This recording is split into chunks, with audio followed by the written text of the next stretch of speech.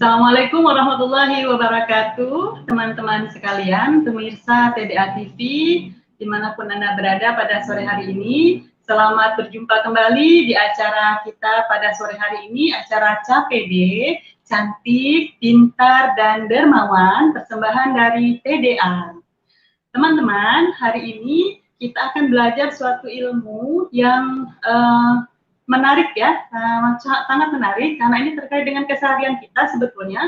Tapi dengan memahami ilmu ini kita akan bisa memanfaatkannya untuk banyak hal, terutama dalam memahami karakter, kemudian untuk hal-hal lainnya, dan itu sangat bermanfaat tentunya bagi kita dalam menjalankan bisnis, dalam mengelola karyawan, maupun dalam rekrutmen karyawan dan sebagainya, termasuk dalam ilmu parenting dan seterusnya. Nah, hari ini kita akan belajar dengan ahlinya, ahli grafologis. Jadi kita belajar ilmu grafologis, hari ini grafologi ya, ilmu grafologi pada sore hari ini. Dan kita hari ini dibersamai dengan Bapak Afif, atau dengan nama tenornya adalah Pak Afif Grafologis. Saya perkenalkan diri terlebih dahulu, saya Wina Kurniawati dari TDA Bogor. Kalau saya sendiri, bisnis saya adalah di OK Solution. Saya salah satu founder dari OK Solution, yaitu terapi, salah di antara layanannya adalah terapi untuk optimasi kecerdasan. Nah, kita hari ini akan belajar tentang grafologi. Insya Allah ini akan sangat bermanfaat untuk bisnis kita maupun kehidupan kita yang lainnya. Baik, langsung saja kita undang pembicara kita pada sore hari ini, Bapak Afif Grafologis. Silahkan Pak Afif. Halo, Assalamualaikum warahmatullahi wabarakatuh. Waalaikumsalam warahmatullahi wabarakatuh, Pak Afif. Selamat berjumpa. Salam kenal semuanya. Perkenalkan, saya Afif Grafologis. Jadi, saya asal dari Palembang. Saya sekolah di Palembang dan di Jakarta, jurusan teknik. Nah, kemudian saya pengen menceritakan tentang grafologi ini dulu. Jadi pertama kali saya berkenal dengan ilmu grafologi ini yaitu tahun 2014. Pada saat saya resign kerja, saya memutuskan untuk mencari komunitas dan alhamdulillah komunitas pertama yang saya temui itu di Palembang adalah komunitas tangan di atas dengan Om Viko, Om Roprik, Pak Saiful dan lain-lain. Dan akhirnya saya banyak belajar di sana. Dan kemudian saya ketemu salah satu guru, yaitu guru grafologi.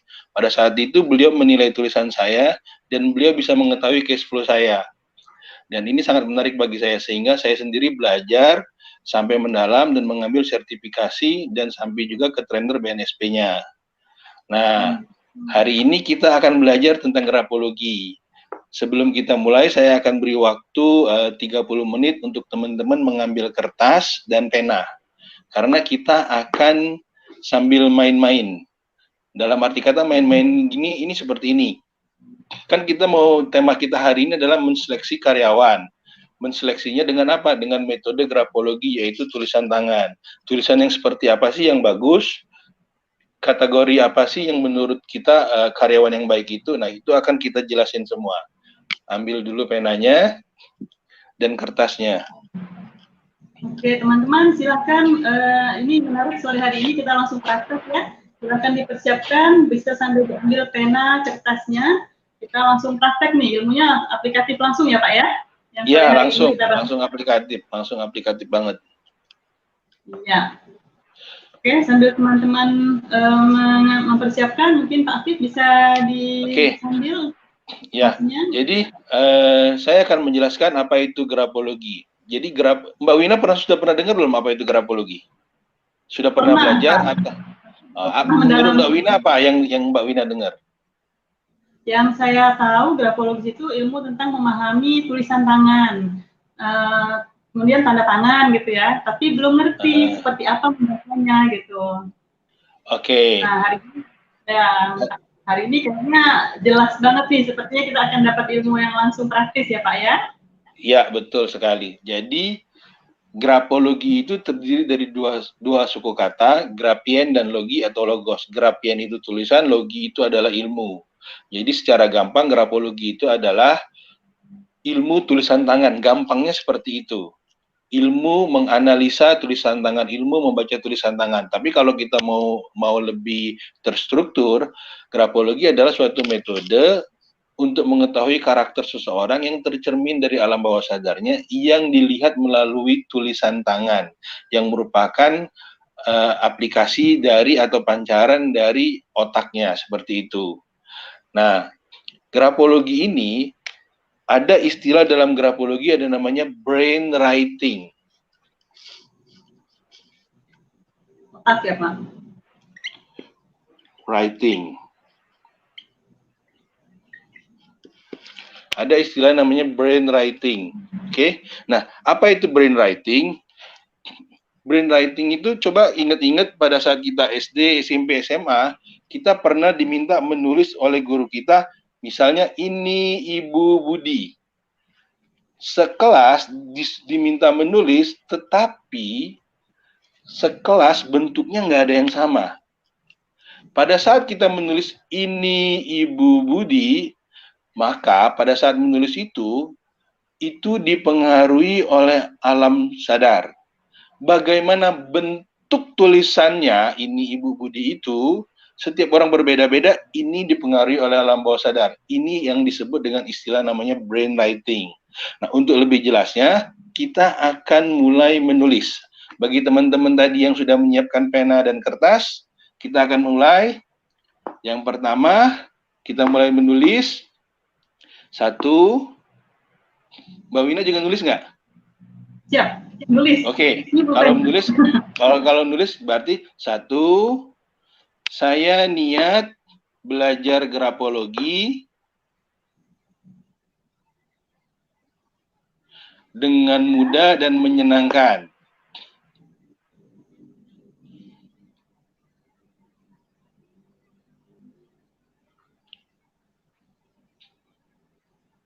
Saya niat belajar grafologi dengan mudah dan menyenangkan.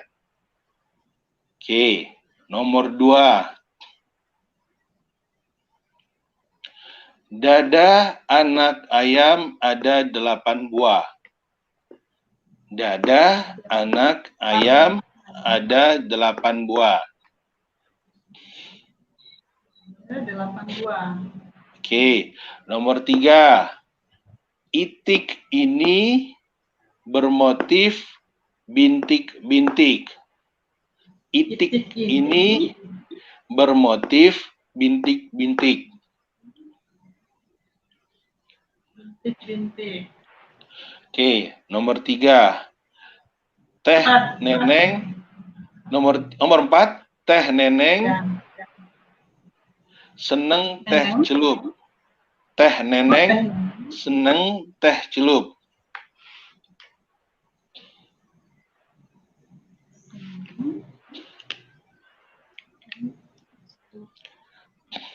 Kelihatan nggak pola yang saya minta menulis?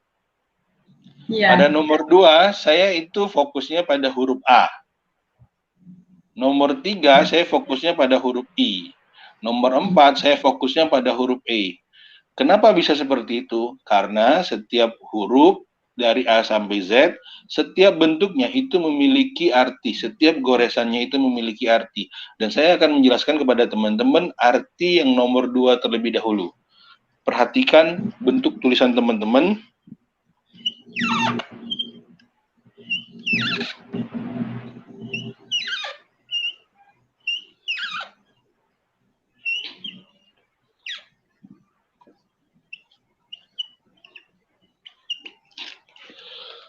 Perhatikan bentuk tulisannya, terlihat huruf A-nya. Ya. Oke, yang beda 1, 2, 3, 4 apa? Tertutup, mulai terbuka, semakin terbuka ya Pak ya? Oke. Paham ya?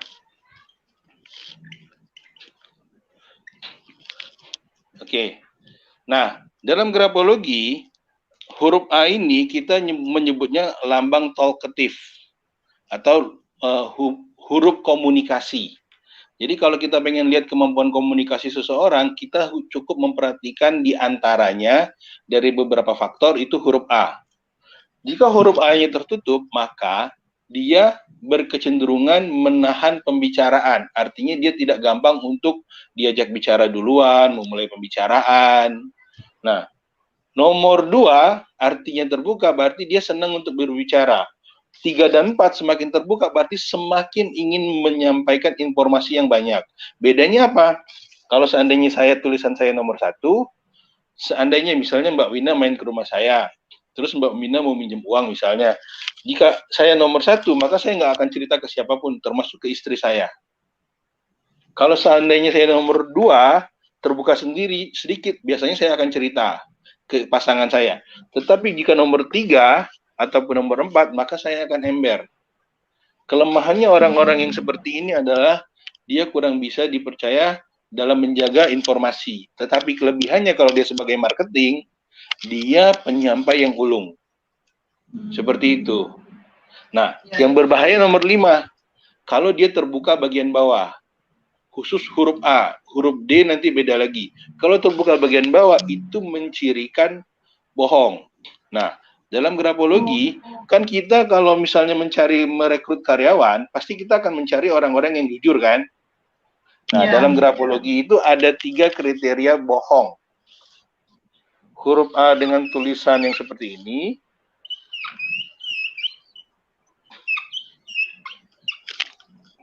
Terlihat?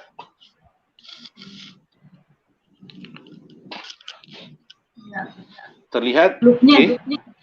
Betul, loop. Kalau nomor yang 1, 2, 3 yang ini, loopnya ada di sebelah kiri. Ini mengartikan dia membohongi dirinya sendiri. Misalnya dia dalam kesulitan, dia kadang-kadang suka merasionalisasi, aman, padahal dia dalam kesulitan. Kita nyebutnya deceiveness, artinya dia membohongi diri sendiri. Kalau di sebelah kanan, artinya loop di sebelah kanan semakin lebar loopnya, maka semakin dia membohongi orang lain. Artinya di sini kalau kita menyebutnya selain membohongi orang lain, dia menyimpan informasi. Kalau dia tahu 10, dia hanya menyampaikan 6. 4-nya dia keep. Kalau dia kanan dan kiri, nah ini yang sudah menjadi karakter bohong. Bahkan cenderung sudah menjadi pembohong. Semua orang pernah berbohong, semua orang pernah menulis seperti ini secara tidak sadar. Tapi jika seseorang menulis di poin nomor 2, loopnya seperti ini nomor 2, terjadi persilangan seperti itu, dan dalam keadaan santai, maka ini bisa disebut karakter pembohong.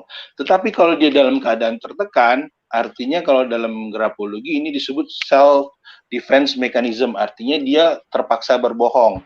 Mekanisme untuk mempertahankan dirinya keluar. Nah, ini adalah arti-arti huruf A. Ini baru kita ngelihat dari bentuk, belum kita kombinasi nanti dengan bentuk ukuran dan kemiringan. Kita belajar ini dulu. Ini baru huruf A. Sekarang huruf I. Mbak Wina, huruf I-nya ada titik semua nggak? Ada. Semuanya ada? Semua ada titik, semuanya tapi beda-beda.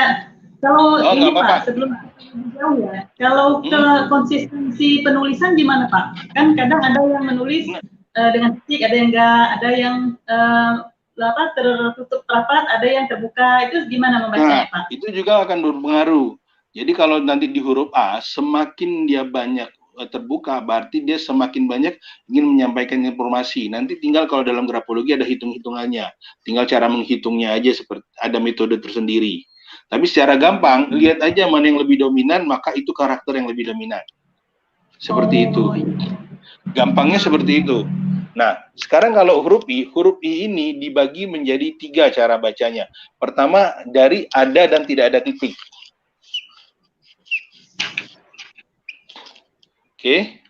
Ada dan tidak ada titik. Terlihat ya? Nah, jika tidak ada titik, ini mengindikasikan maka seseorang ini memiliki kecenderungan. Kalau dalam matematika 1 tambah 1 sama dengan 2, kalau dalam grafologi atau psikologi 1 tambah 1 kita sebut kecenderungan 2. Berarti orang yang menulis dengan tidak ada titik berkecenderungan memiliki karakter itu pelupa dan tidak perhatian terhadap detail. Kalau kita mau merekrut karyawan bagian admin, kasir, pastikan cari yang ada titiknya. Semua lengkap, karena apa? Dia akan detail. Nah, kalau dia ada titik I nomor 2, maka ini mengindikasikan orang ini teliti, dan perhatian terhadap detail. Sehingga kalau orang-orang yang tidak ada titik, maka cenderung sembrono.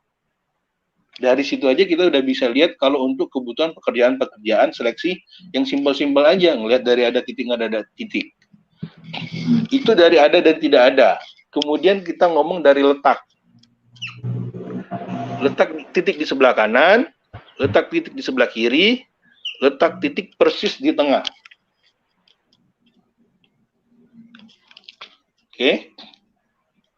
Oke. Terlihat ya? Kalau titiknya persis di kanan, ini mengindikasikan orang ini memiliki kecenderungan terburu-buru, ingin mengerjakan segala sesuatu dengan cepat, tetapi dia agak selebor. Nah, kalau dia letaknya di sebelah kiri, orangnya ini cenderung menunda-nunda. Seperti itu. Kalau dia persis di tengah, ini mengindikasikan orang yang setia. Kalau untuk misalnya kita mau menseleksi ataupun merekrut karyawan-karyawan yang langsung berhubungan dengan keluarga kita, misalnya nanti driver, baby sister, yang lebih untuk ke personal, perhatikan letak titik I-nya, karena ini akan sangat penting. Itu baru, ini kita ngomongin letak titik sekarang. Kalau kita ngomong yang lebih lanjut, yaitu bentuk titik. Titik, garis, jab,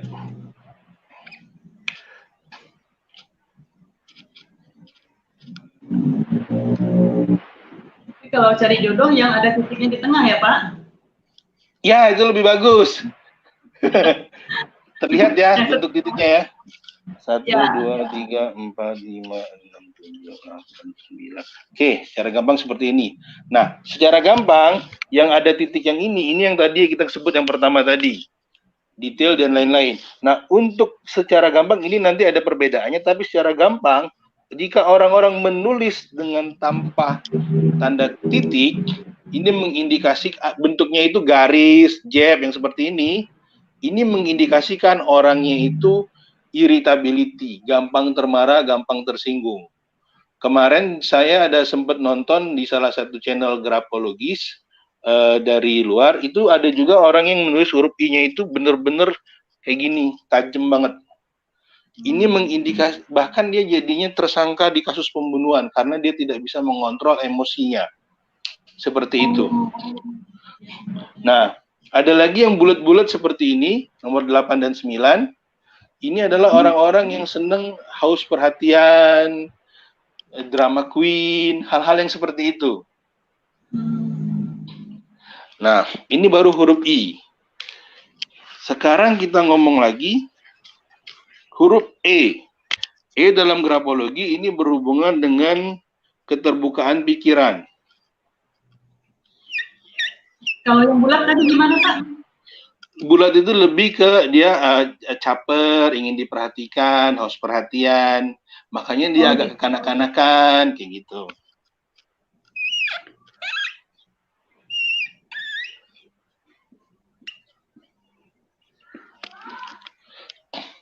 Perhatikan huruf E-nya. 1, 2, 3, dan 4. Terlihat bedanya nggak? Iya. Bedanya di mana? Ya? Nah, semakin mengecil looknya gitu. Orang yang menulis dengan perut huruf E yang lebar, itu mengindikasikan nama dalam ciri grafologi disebut dengan broad-mindedness. Artinya orang yang terbuka wawasannya, tenggang rasanya cukup tinggi. Karena apa? Karena dia memiliki berbagai sudut pandang dan berbagai pengetahuan. Kalau dia huruf E-nya yang seperti ini tertutup, maka dia itu ciri orang yang narrow-mindedness, hanya meyakini pemikirannya yang benar. Nah, kadang-kadang pengusaha itu bisa yang ini, bisa yang ini. Mana yang lebih bagus? Nggak ada benar, nggak ada salah. Semua sangat tergantung situasi. Tetapi kita memahaminya, yang penting itu dulu. Seperti itu. Bisa dipahami, Bu Wina ya? Ya. Oke.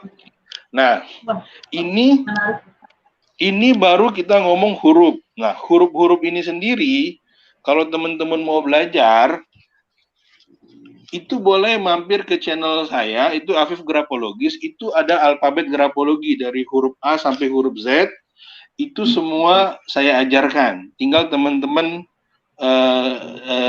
nonton aja, karena sudah saya sediakan. Nah, kita langsung lanjut lagi ke materinya, yaitu tentang seleksi karyawan.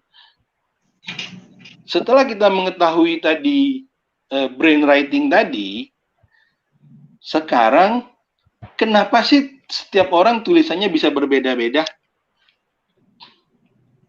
Tulisan Ibu Wina dengan Ibu Indah, dengan saya, dengan yang lain-lain itu beda-beda.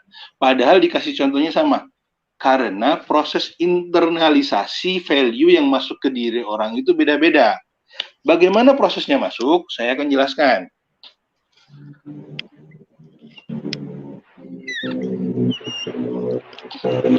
Begitu manusia terlahir, anggap di sini, maka manusia itu memiliki kemampuan alam bawah sadar atau pikiran bawah sadar itu 100%. Tahu Ibu Wina paham ya alam bawah sadar ya? Oke. Itu benar-benar 100%. Seiring waktu kita mengalami proses internalisasi. Diajarkan sesuatu, misalnya kalau mau makan itu berdoa, masuk internalisasi. Kalau mau ke kamar mandi, mulai dengan kaki kiri, masuk internalisasi. Kalau mau makan, menggunakan tangan kanan, masuk lagi. Kalau ketemu orang tua, cium tangannya. Sehingga terjadi pembelajaran. Sehingga terbentuklah alam bawah sadar dan alam sadar. Di sini kita sebut dengan alam sadar. Di sini, menurut penelitian, ada yang menyebut 10%, ada yang 12%, ada yang 5%, tergantung. Sehingga alam bawah sadarnya menjadi 90, 88, 95. Oke? Sangat tergantung nanti tinggal dari penelitian mana yang dipakai. Nah, proses internalisasi inilah yang terjadi, mempengaruhi alam bawah sadarnya. Nah, alam bawah sadarnya ini tercermin bukan saja dari bentuk tulisan, tetapi gaya bicara, gaya bahasa tubuh, dan lain-lainnya. Karena kita hari ini ngomongin grafologi, maka kita akan bahas dari sisi tulisan. Oke?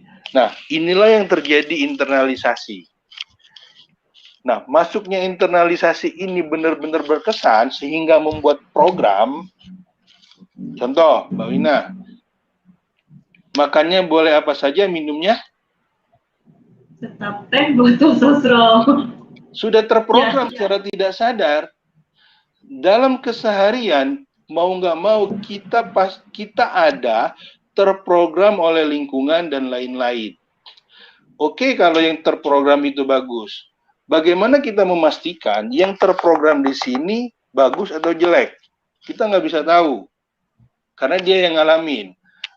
Kita bisa melihatnya dari gestur tubuhnya, ini disebut dengan body language, atau dari tulisan tangan, ini kita bisa lihat bahasa nonverbalnya.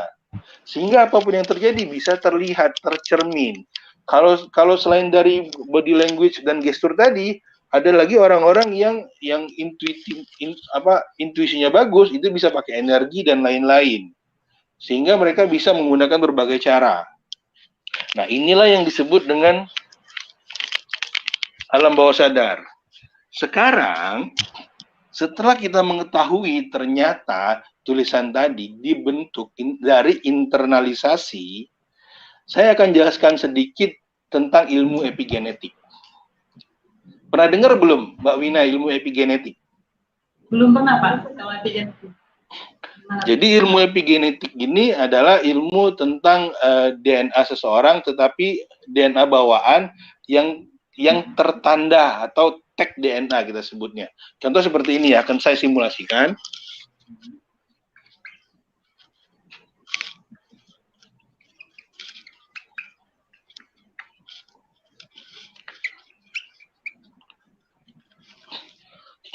Jika dalam satu keluarga, Bu Wina, seorang ayah rambutnya lurus, seorang ibu rambutnya keriting, lahirlah seorang anak rambutnya itu lurus. Apakah menurut Bu Wina gen rambut keriting ada pada anak ini? Carrier ya, berarti Nah, muncul. ada apa enggak? Ada, tapi nggak muncul.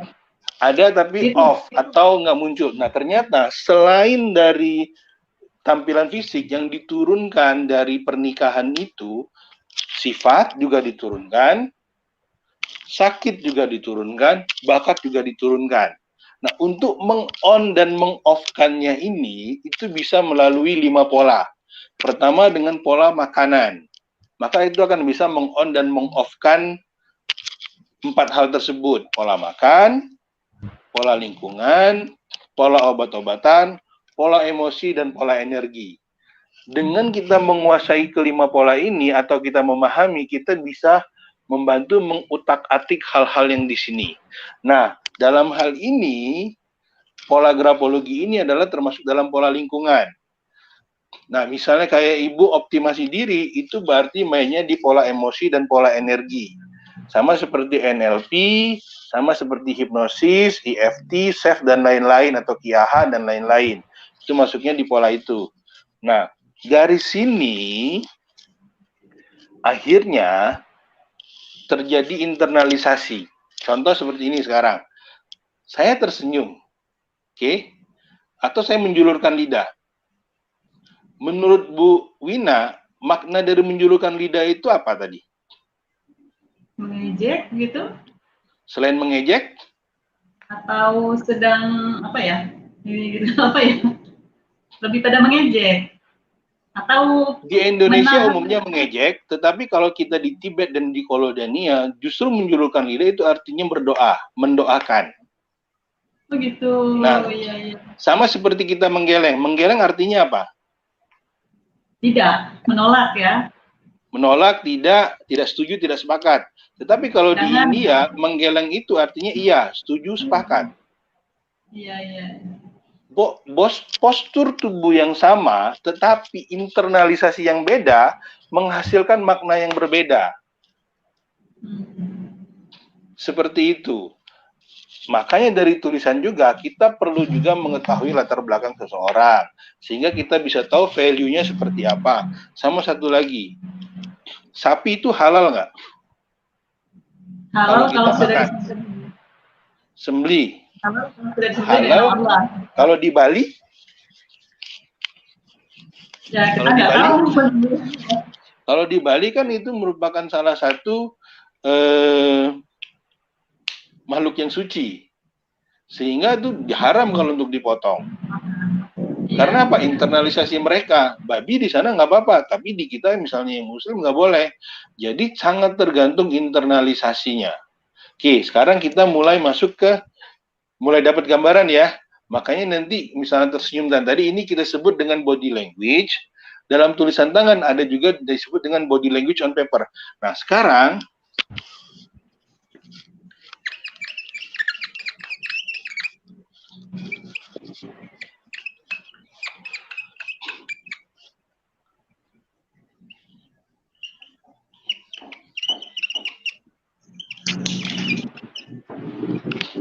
perhatikan nomor 1 dan 2.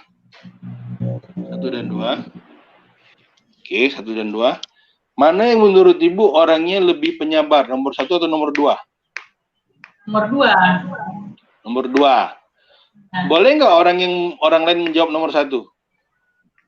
Boleh, tergantung internalisasi. Betul sekali. Ya. Tapi pada umumnya yang disebut penyabar itu adalah tulisannya yang bulat-bulat. Karena dia lebih ceria. Kalau tajam-tajam itu cenderungnya tegang. Artinya orangnya terlalu kaku. Makanya beda. Mana yang menurut Ibu orangnya lebih percaya diri? 3 atau 4? Ya. Kenapa? Lebih jelas. Nah, lebih jelas kan? Iya. Nah, itulah Ibu sendiri tidak belajar grafologi, tapi Ibu bisa menilai. Inilah yang kita sebut dengan bahasa universal. Sebenarnya mata kita bisa bermain dan melihat.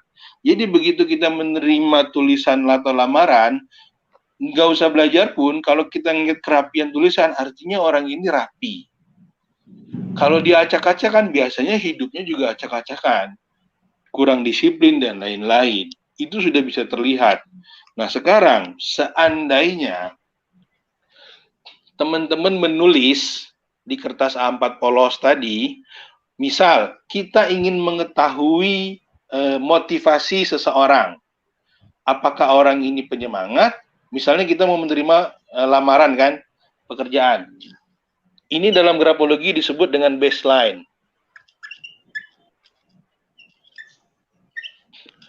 Baseline itu adalah kayak garis dasar tulisan. Jadi kalau misalnya tulisannya itu tertulis, kita buat garis, nah ini disebut dengan garis imajiner. Garis imajiner ini disebut dengan baseline. Jadi kayak gini. Bisa dilihat ya, baseline. Nah, baseline ini ada yang namanya baseline-nya naik. Ada orang yang menulis kalau di kertas A4 polos, dia tulisannya naik. Naik ini kalau kita ilustrasikan seperti seseorang yang naik gunung. Dia memiliki semangat yang tinggi, optimisme yang tinggi, melihat segala sesuatu itu dengan hal-hal yang berbau positif. Berbeda jika seseorang itu menulis dengan tulisan turun. Oke, dia berkebalikan. Artinya orang-orang yang ini adalah orang-orang yang cenderung tidak optimis, pesimis, melihat segala sesuatu dari sisi negatif. Itu dari baseline.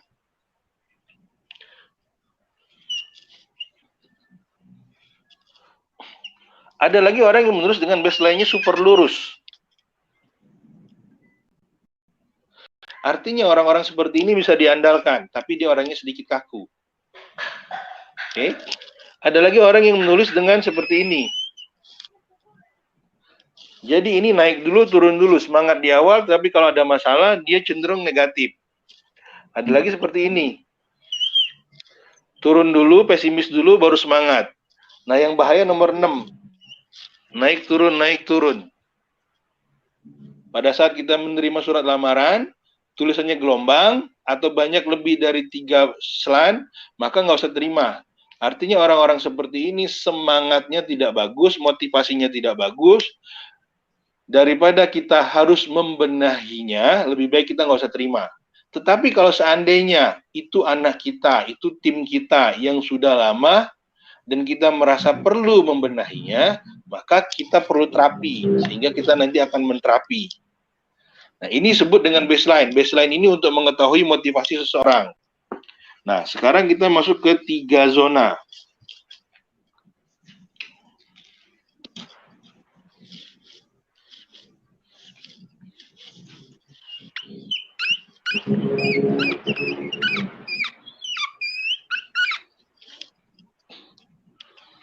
Terlihat tulisannya, Bu? Ya, ya. Ingat nggak dulu kita menulis buku halus kasar? Ya, pakai garis 3 ya, Pak? Iya, ternyata itu manfaatnya banyak banget. Yaitu untuk, jadi saya akan jelaskan, semua huruf-huruf yang ada tiang, H, B, D, K, L, T, ini kita sebut sebagai upper. Oke. Semua huruf-huruf yang di tengah kita sebut sebagai middle. Semua huruf-huruf yang ada buntutnya Y, G, Z, P, Q ini lower. Nah, upper ini kalau di tubuh manusia ini adalah seolah-olah bagian kepala, ini bagian tubuh, ini adalah bagian pinggang ke bawah. Sehingga kalau seandainya orang menulis seperti ini,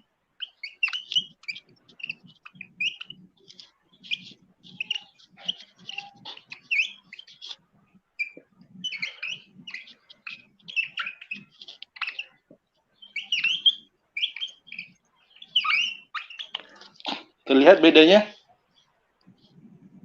Iya. Beda kan, Bu? Ya, pada ketinggian tiangnya ya, Pak ya? Ya, jadi nomor 1, orang ini dominan di tiang atas, huruf B, D, K, L. Artinya dia sangat mengoptimalkan bagian kepalanya. Artinya orang ini daya imajinasinya tinggi, perencanaannya tinggi, hal-hal yang berbau mental tinggi. Tapi Y-nya rendah, sehingga kakinya rendah sehingga geraknya, actionnya kurang. Oh. Oke. Nomor 2, atasnya rendah, kepalanya rendah, artinya dia malas merencanakan sesuatu, buat program. Dia orang lapangan bagus, suruh action, suruh gerak kemana-mana, energinya besar. Nah, ada lagi yang nomor 3, atas enggak, bawah enggak, kumpul di tengah. Ini yang nanti lebih ke di tengah ini ada jantung, paru-paru, lebih ke organ, lebih ke hati harian. Maka orang-orang seperti ini kadang-kadang dia gampang capek dan lain-lain. Tetapi kalau dia untuk mengerjakan segala sesuatu yang rutin, dia bagus. Admin cocok. Tapi kalau ini untuk suruh jadi admin, dia nggak cocok. Dia nggak akan betah untuk duduk lama-lama di belakang meja. Dia seneng keluar, mencari tantangan. Kalau ini untuk jadi admin, sangat cocok. Nah, yang bagus yang mana? Yang idealnya sebenarnya itu kalau seandainya dia seimbang. Nomor 4. Atau yang ini. Pak, kalau tulisan saya nggak seperti itu gimana? Ingat, semua benar, nggak ada salah. Karena ini adalah hasil internalisasi dan terpancarnya seperti itu. Yaitu adalah Anda. Sekarang dengan segala kelebihan dan kekurangan itu, bagi seorang grafolog, gimana cara mengoptimalisasinya? Tinggal kita mengetahuinya aja mau taruh di mana. Kalau orangnya seperti ini, maka sangat cocok untuk bagian admin. Ini lapangan, ini perencana, hal-hal yang seperti itu. Kalau yang ini, dia siap ditempatkan di mana saja. Oke? Nah, sekarang kita lanjut lagi. Kalau ada pertanyaan, boleh ya, nggak apa-apa sambil saya jelasin, sambil ini, biar kita diskusi juga boleh. Pak Fib, saya mau nanya dulu nih. Boleh. Saya juga penasaran. Jadi kalau grafologi sini kan dia menggambarkan alam bawah sadar ya, kalau secara umum gitu. Tapi kalau misalnya kita melakukan tes sesaat, pada saat tes, mungkin nggak kalau misalnya yang kita baca itu adalah kamuflase, misalnya dia sengaja nih merapi-rapikan tulisan, misalnya seperti itu gimana Pak? Iya dan tidak. Kalau dia pernah belajar grafologi, maka dia bisa mengkamuflase. Tetapi bagi yang ngerti juga, maka bisa juga untuk membongkarnya. Karena kan dia sudah tahu ilmunya, Bu. Iya. Maka dia bisa mengkamuflasenya, bisa. Tetapi untuk bongkarnya lagi, bagi yang ngerti juga tahu lagi caranya. Iya. Jadi kan itu memang gambaran keseluruhan ya Pak ya? Iya. Bukan sesaat. Kalau dia diminta misalnya gini, dia diminta misalnya dia sudah belajar nih misalnya, dia sudah belajar, terus dia kan berarti memanipulasi kan? Untuk 1 sampai 3 menit itu bisa, Bu.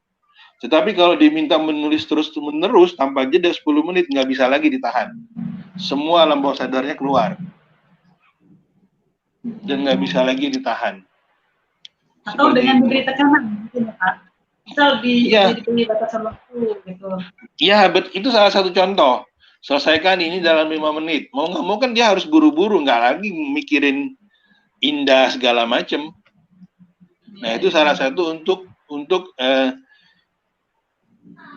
menanggulangi orang-orang yang sudah mengerti dan mencoba mengkamuflase. Seperti itu. Tadi kita baru belajar 2 ya, baseline dan 3 zona. Sekarang kita belajar lagi, 1 lagi itu tentang slant atau kemiringan.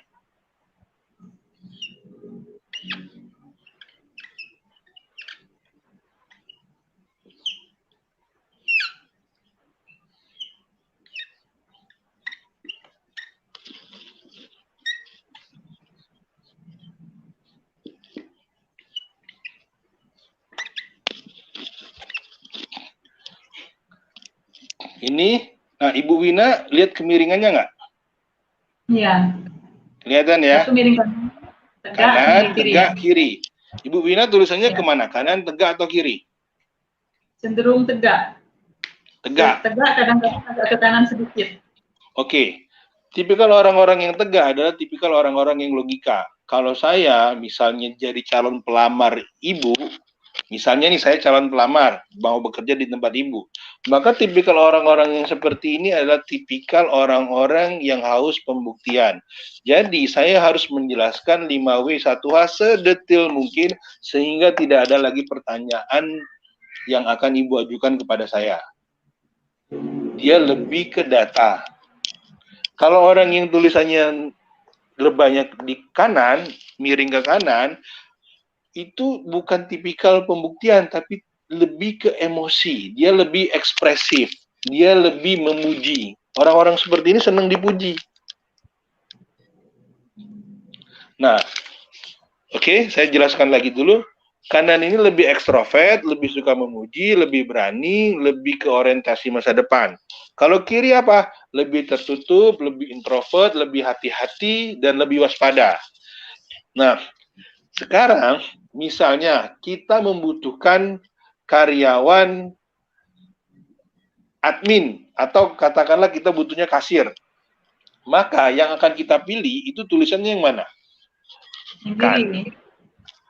Boleh kiri tapi jangan kiri banget, agak kiri atau agak tegak. Karena kalau kanan dia orientasinya ke orang. Sedangkan kasir kan dia harus fokus di dirinya kan. Jaga keuangan kan, waspada di situ kan. Nah, dia seperti itu. Yeah. Terus dari 3 zona tadi, dia lowernya yang panjang atau yang pendek? 3 zona berarti yang tengah ya? Nah, ibu sudah nangkep. Berarti dia yang middle aja. Untuk admin kan. Terus baseline-nya bagus yang mana? Naik lurus, naik ke atas, lurus atau ke bawah, atau yang gelombang? Yang lurus. Lurus. Jadi baseline itu yang paling bagus adalah lurus dan naik.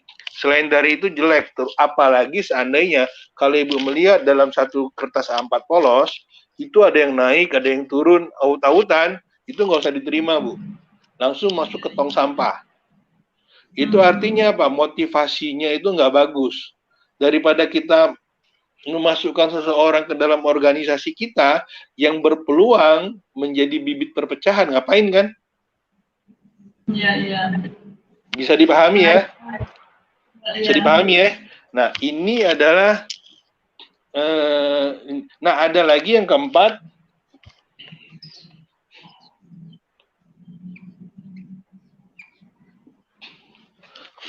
Yang keempat ini. Kanan kiri. Kanan kiri. Ya? Tidak teratur atau kanan kiri. Ini mengindikasikan orangnya itu tidak bertanggung jawab, sembrono, tidak dewasa. Kalau seandainya ibu mau menerima orang karyawan, sudah dipastikan yang di bawah ini, yang nomor 4 ini, nggak usah diterima. Jika dalam tulisan itu selannya sudah bervariasi, baseline-nya bervariasi, oke? Terus ternyata itu dari situ aja udah langsung nggak usah kita terima lagi. Ngapain? Problem. Kayak gitu. Ini baru 3 tanda. Sekarang saya akan ajarin tanda berikutnya. Ini namanya spasi. Jadi misalnya baseline tadi, baseline itu artinya kata kuncinya adalah motivasi. Jadi begitu kita melihat baseline, artinya kita melihat bagaimana motivasi seseorang. Oke, 3 zona. Kalau 3 zona berarti kita ngomongin tentang produktivitas. Apakah dia produktivitas atas, middle, atau bawah.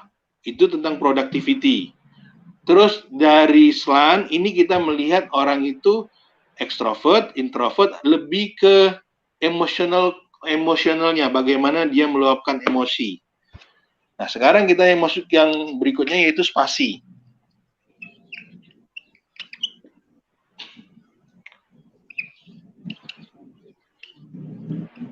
Ya, sambil Pak Afif menjelaskan, teman-teman yang ingin bertanya, silakan untuk menuliskan di chat ya.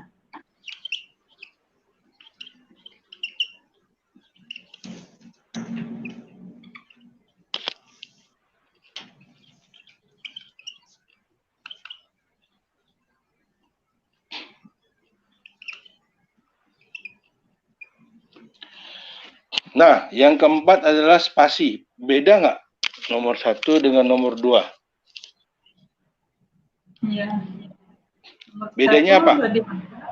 Nomor 2 jarang-jarang ya, Pak? Oke, terlihat ya? Ya. Jadi, cara belajarnya gampang aja, Bu. Spasi. Jadi ini berhubungan, spasi ini ada 2, nanti kita belajar spasi antar kata spasi antar baris, tapi kita belajar spasi antar kata dulu. Spasi antar kata ini mengindikasikan kata kuncinya adalah kemandirian. Jika seseorang menulis rapat seperti ini, maka dia menjadi orang yang kurang mandiri. Apa-apa dia perlu minta nasihat dari orang lain, seperti itu. Nah, kalau seandainya pelamar pekerja kita dan sudah bekerja di kita, maka ibu jangan mengharapkan adanya inisiatif dari dia. Orang ini harus disuruh-suruh. Sehingga inisiatifnya kurang, kemandiriannya kurang. Yang bagus seperti apa? Yang lebar. Tapi juga jangan terlalu lebar. Caranya seperti apa? Setiap orang memiliki ukuran tulisan masing-masing. Caranya adalah ukur huruf M-nya masing-masing. Misal ini kita hitung tadi ukur huruf M ini adalah 3 mili misalnya. Lebar huruf M-nya. Huruf M orang-orang kan beda-beda, Bu. Ini ukur lebarnya, huruf M-nya misalnya 3 mili. Kemudian ukur spasi antar katanya. Jika di bawah 3 mili, artinya spasi antar kata sempit. Jika di atas 3 mili, maka disebut dengan spasi antar kata lebar.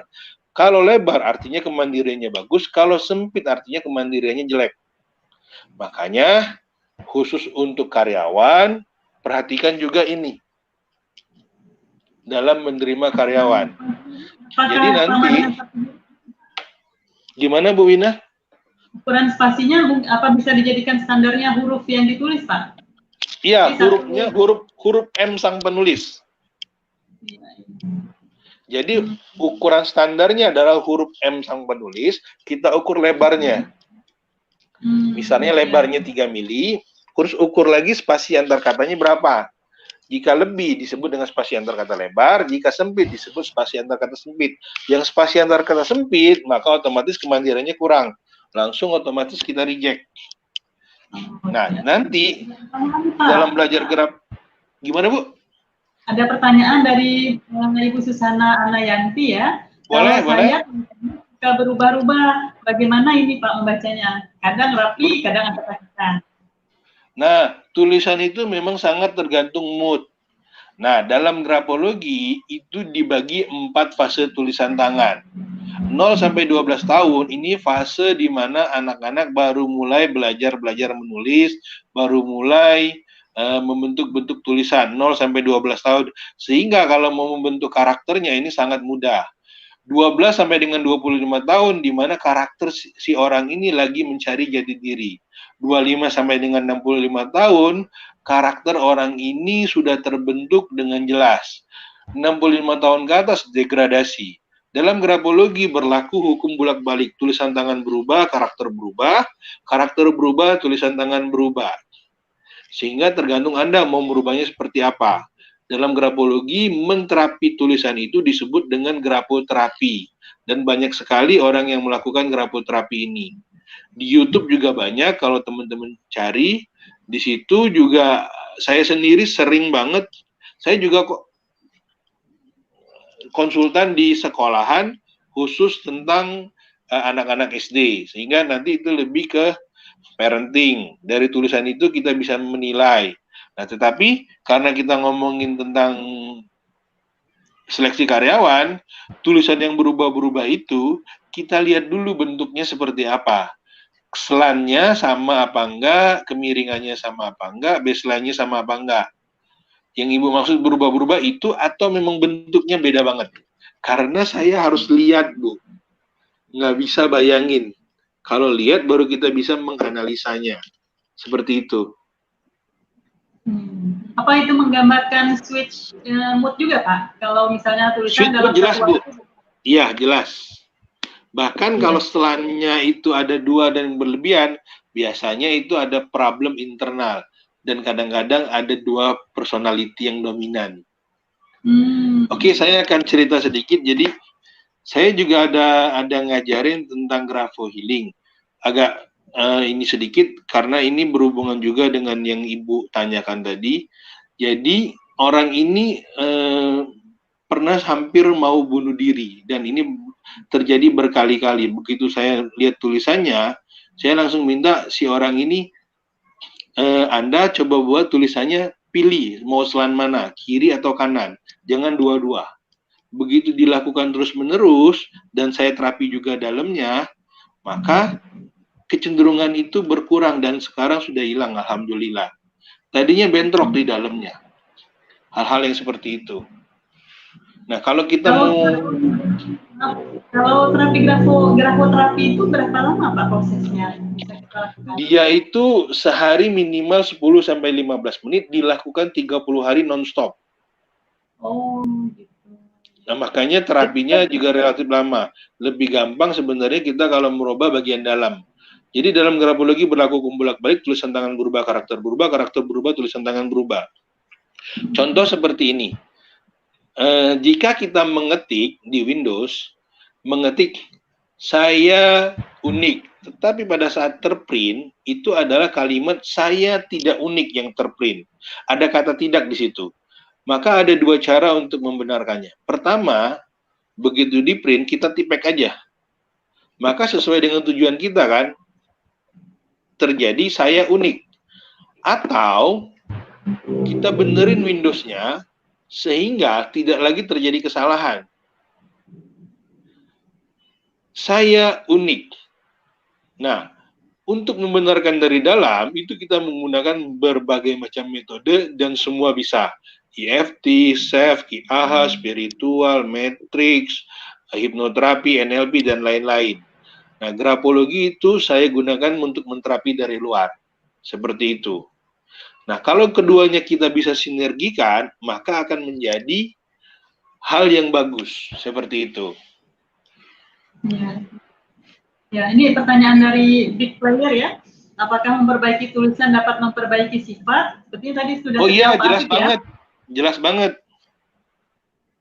Ya, berapa ini Pak, kalau misalnya kita melakukan terapi internal ya, kemudian kita ukur dengan tulisan, apakah itu sudah bisa dibaca dalam hitungan, misal before after-nya langsung bisa terbaca Pak perubahannya atau gimana? Kalau bagi yang ngerti untuk memperbaiki cara dalam, maka tulisannya langsung berubah, Bu. Berbeda banget. Contoh, tadi kita ngomong baseline ya, Bu ya. Baseline-nya gelombang. Sama selannya kanan kiri. Artinya secara internal kalau kita dalam dunia terapi bisa jadi skalanya itu 7 ke atas, 7 sampai 10. Problem yang dihadapi orang ini.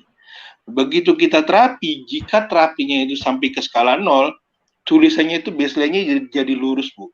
Selannya itu jadi berubah satu arah. Itu semua terukur. Dan saya sering sekali melakukan terapi seperti itu. Iya. Ya, sangat menarik ya teman-teman ilmu grafologi ini. Berarti kalau untuk di karyawan kita bisa lakukan untuk reposisi ya Pak. Ketika misalnya sudah ada existing karyawan, kita kalau seandainya kita untuk menerima karyawan kita bisa, tapi kalau seandainya kita memperbaiki karyawan kita juga bisa. Tergantung. Ya. Tapi yang jelas seperti ini Bu, secara gampang kalau pada saat menerima karyawan dengan menggunakan grafologi ini jauh lebih unggul. Misalnya kita membuka lamaran kasir. Lamaran yang masuk itu tuh biasanya lebih dari 20 kan Bu. Kalau untuk UMKM kadang-kadang bisa sampai 100 kan Bu ya. Ya. Nah, 100 ini kalau kita mau menggunakan metode lain, maka kita akan panggil satu-satu kan, interview kan. Jika ingin mencari semua. Tapi kalau dengan grafologi, dengan tulisan, begitu kita lihat tulisannya, nggak usah lagi Bu, kita langsung aja ambil 3 besar. Dalam waktu berapa lama? Nggak nyampe 5 menit. Baru kita panggil interview kan. Seleksi administrasinya itu dengan menggunakan grafologi sudah top. Ditambah lagi kita memang menguasainya, panggil 3 aja yang terbaik. Tapi kalau kita memang yang nggak punya kemampuan grafologi, ya pakai tools yang ada. Misalnya pada saat wawancara kita lihat, gaji kamu dulu berapa? 3 juta. Matanya ke arah mana? Misalnya seperti itu kan. Nah, tapi dengan ada tambahan grafologi, maka secara otomatis, oh orang itu tukang bohong. Nggak usah dipanggil lagi. Iya kan? Ngapain ngabisin waktu? Iya. Ini sangat mempermudah. Dari tools yang biasa kita pakai, misalnya seperti membantu. Iya, iya. Untuk business owner yang belum punya HRD, dengan dia menguasai ini, dia bisa jadi HRD yang expert dalam waktu singkat. Ya, sangat Seperti efektif itu. jadinya ya dengan Sangat efektif sekali. Ini saya akan jelaskan satu lagi, yaitu spasi antar baris.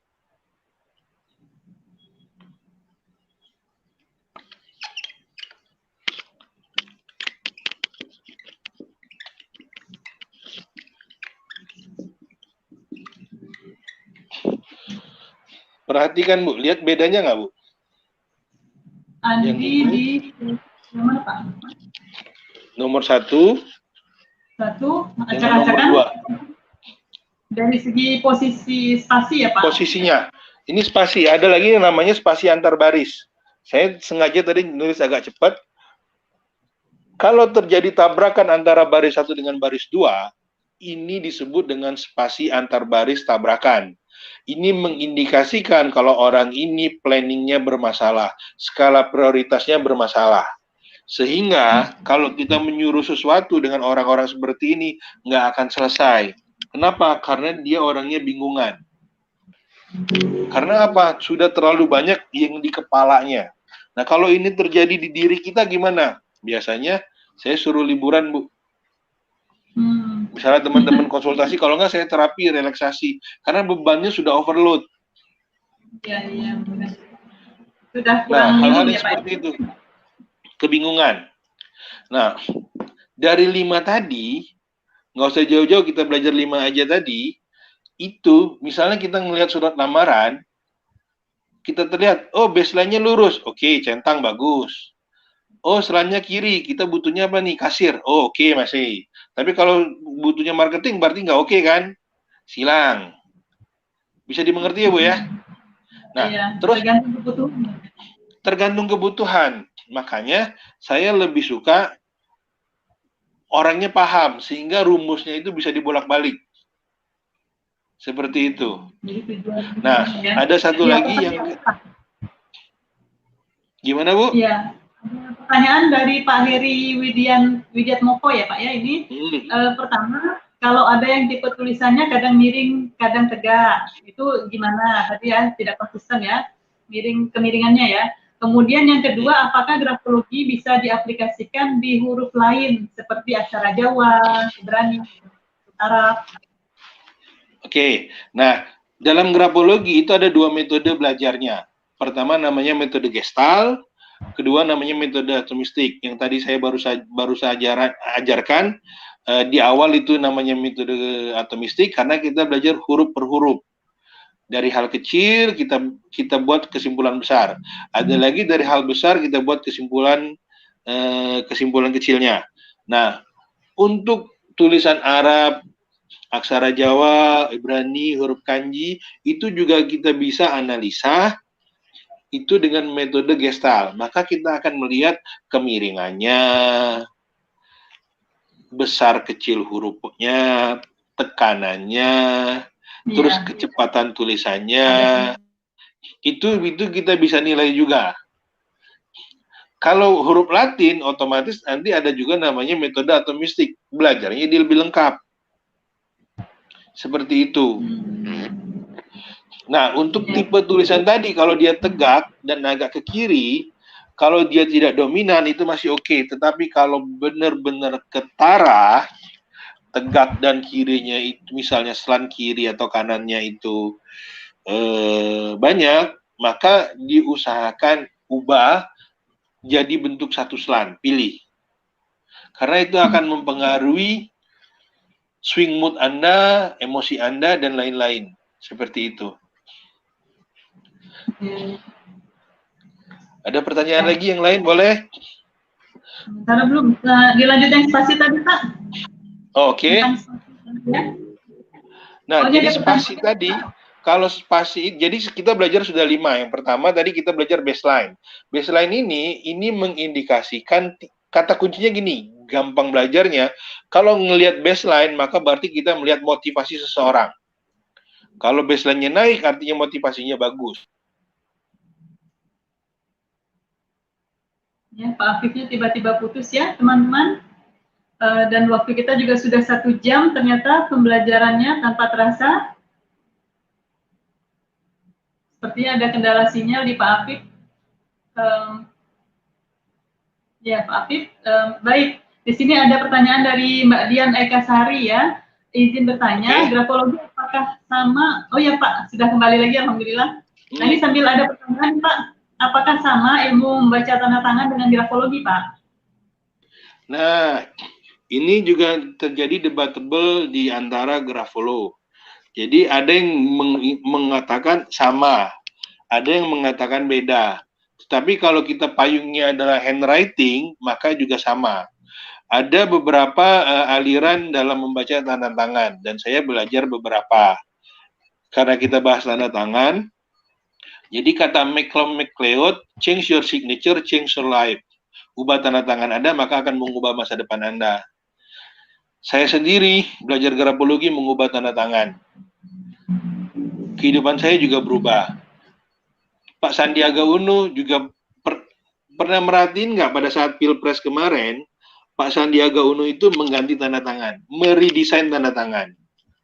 Pak Prabowo juga meredesain tanda tangan. Pak Jokowi tanda tangan zaman kuliah dengan sekarang itu beda jauh. Ibu Megawati sampai detik hari ini punya 2 tanda tangan. Agnes Monica punya 2 tanda tangan. Istrinya Pangeran Harry, menantunya dari Pangeran Charles itu juga punya 2 ganti tanda tangan pada saat menikah. Seperti itu. Jadi apakah sama antara grafologi? Bisa sama dan bisa enggak. Kalau seandainya tanda tangannya berupa nama, maka cara-cara untuk menganalisa dalam grafologi juga bisa dikatakan dan bisa dipakai. Tapi kalau tanda tangannya bukan nama, maka kita perlu pakai disiplin ilmu lain yang memang khusus, namanya signaturologi. Beda lagi. Seperti itu. Tanda tangan ya Pak ya? Beda, agak sedikit beda. Ya mohon maaf Pak Afif, kita sudah lewat 1 jam saat ini ya tanpa terasa. Memang sangat menarik ya, dan jadi semakin paham, terutama untuk kebutuhan kita sebagai pebisnis nih, untuk handling karyawan, kemudian untuk rekrutmen. Tadi masih ada kurang sedikit lagi ya Pak ya penjelasan tentang spasi, mungkin bisa disampaikan dalam 3 menit Pak. Jadi kalau spasi tadi, jadi bentar. Saya sambil nulis ya.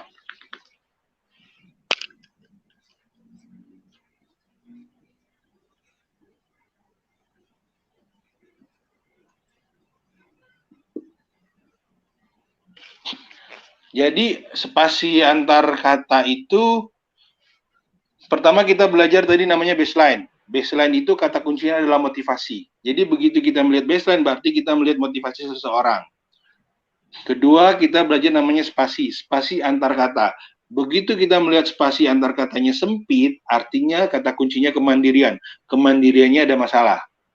Spasi antar kata, spasi antar baris, kalau seandainya terjadi rapetan dan terjadi himpitan antara baris 1 dengan baris 2, artinya dia ada problem di hal planning, perencanaan.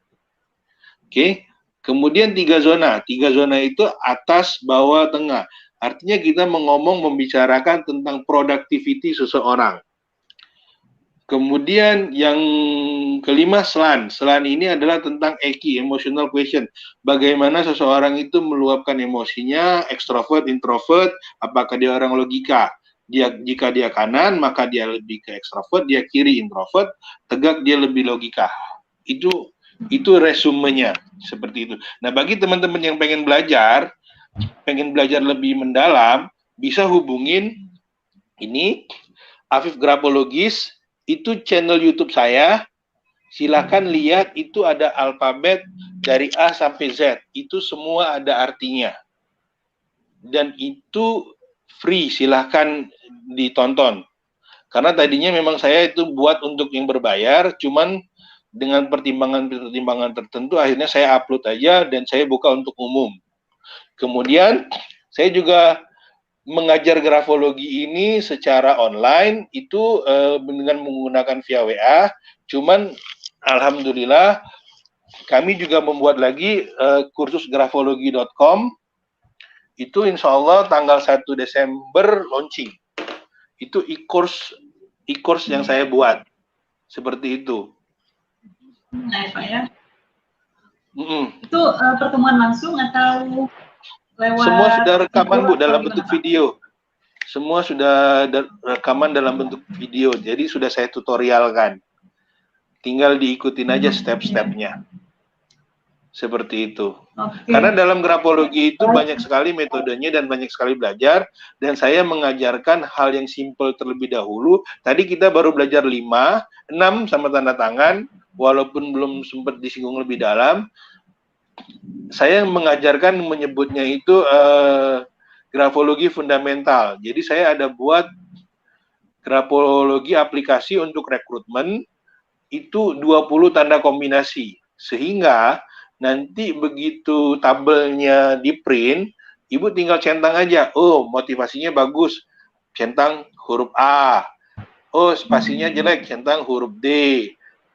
Oh, tanda tangannya bagus, centang ini. Tinggal seperti itu aja. Sehingga sangat membantu dalam rekrutmen karyawan. Seperti itu. Bisa didapatkan di mana itu, Pak? List ininya tadi. Kursus buka aja di kursusgrafologi.com. Nanti di situ modulnya dan lain-lain pembelajarannya semua lengkap. Dan harganya amat terjangkau. Sekali ngopi Starbucks lah. Siap. Jadi sangat terjangkau lah. Menarik sekali Pak ilmu grafologi. Karena kalau kita mau, iya betul, kursus grafologi ini. Kursusgrafologi.com. Ya, teman-teman untuk belajar lebih jauh lagi tentang grafologi, silahkan kunjungi channel YouTube-nya Afif Grafologis, atau kalau memang ingin memperdalam lebih jauh lagi, terutama untuk penggunaan kita sendiri ya di bisnis kita masing-masing, bisa ikuti kursusgrafologi.com ya Pak ya, langsung kunjungi di situ. Sudah ada channel pendaftarannya langsung masih, ya Pak? Masih waiting list Bu, itu masih, jadi begitu Ibu misalnya datang, itu masih waiting list. Nanti tanggal 1 Desember 2020 kita open, langsung buka. Sekarang masih waiting list karena masih ada beberapa yang maintenance. Karena saya sendiri Bu sudah bergelut di dunia grafologi ini dari 2014. Saya mengajar. Nah, ada yang namanya hard science, ada yang namanya soft science. Kalau soft science itu kita belajar sesuatu skillnya, sehingga kita tidak perlu gelar. Karena saya mencintai grafologi ini, akhirnya saya mengambil sertifikasi. Artinya saya lulus secara kelembagaan. Karena saya ingin mengajar kepada orang lain kan, sehingga saya sendiri harus mempertanggungjawabkannya kan jika ada sesuatu dan lain hal. Makanya saya perlu expert di bidang ini. Nah, untuk mengambil yang sertifikasi itu butuh waktu dan biayanya cukup tinggi. Dan nggak semua UMKM bersedia juga. Tapi bagi yang memang pengen, menarik bagi mereka. Cuman kadang-kadang nggak diselesain. Kenapa? Karena kendala bahasa. Seperti itu.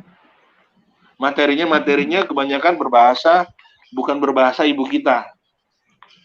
Ya. Oke, baik Pak Afif.